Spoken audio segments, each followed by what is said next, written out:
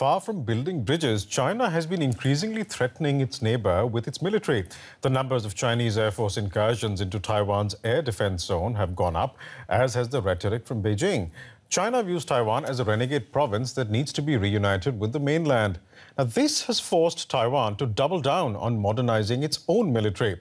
More on that in a moment, but first a look at how some members of Taiwan's elite Amphibious Reconnaissance and Patrol Unit, the ARP, are being tested to see if they are good enough to join the Marine Corps' elite force of Frogmen.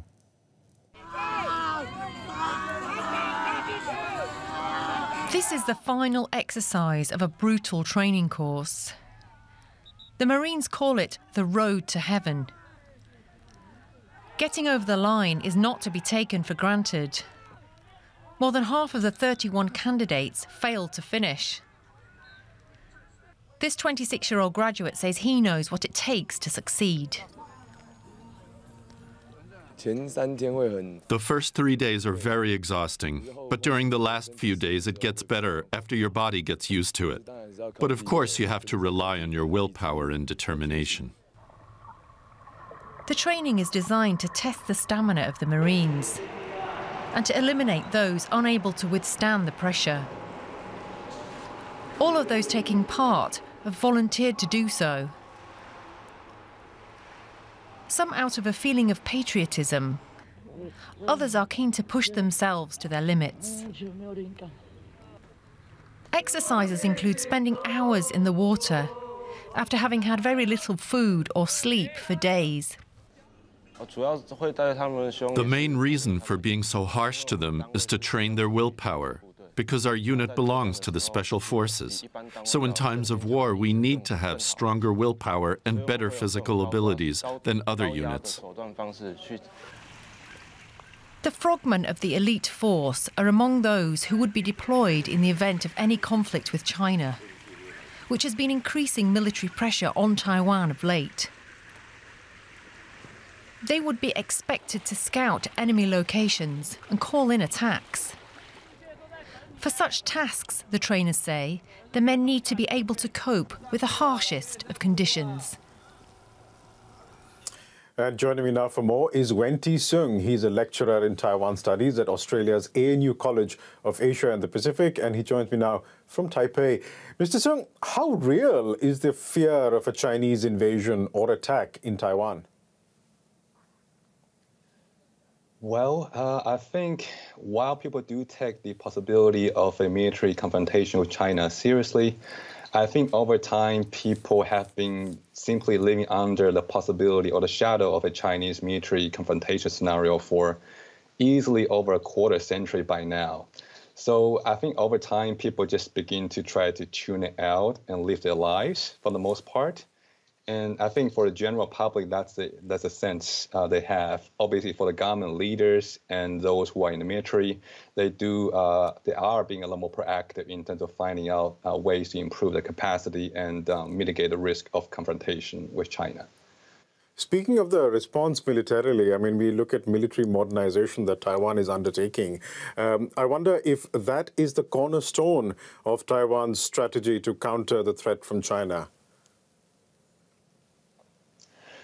Yes, I mean, I think Taiwan's strategy towards managing military threat from China are essentially two-pronged.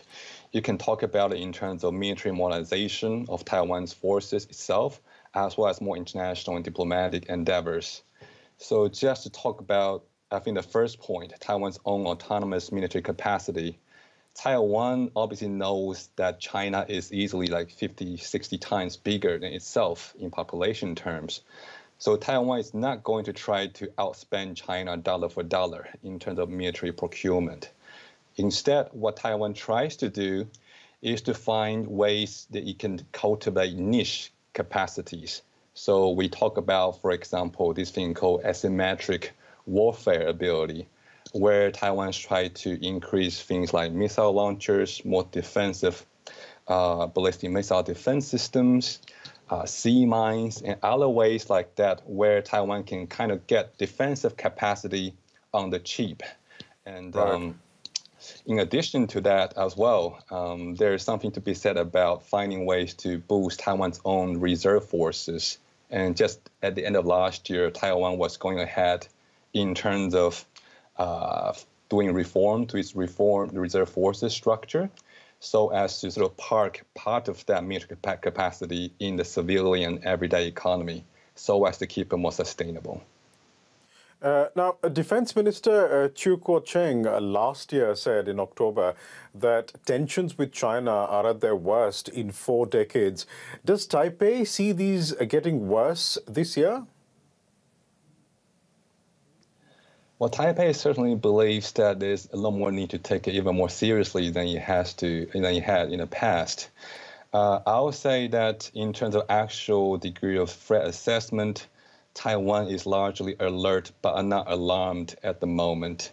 The primary reason being that in order for China to launch a successful invasion of Taiwan, China still has a long way to go in terms of developing the amphibious landing capacity and transportation capacity across the Taiwan Strait before an actual occupation could happen. So in that front, Taiwan is still relatively confident that it's able to hold off a Chinese offensive. But meanwhile, all this intensification of military planes, Chinese warplane near Taiwan Strait, do create greater risk of escalation as well as accidental escalation when things could get out of control. We'll leave it there for the time being. Thank you so much for joining us today. Venti Sung from the ANU College of Asia and the Pacific. Thank you so much.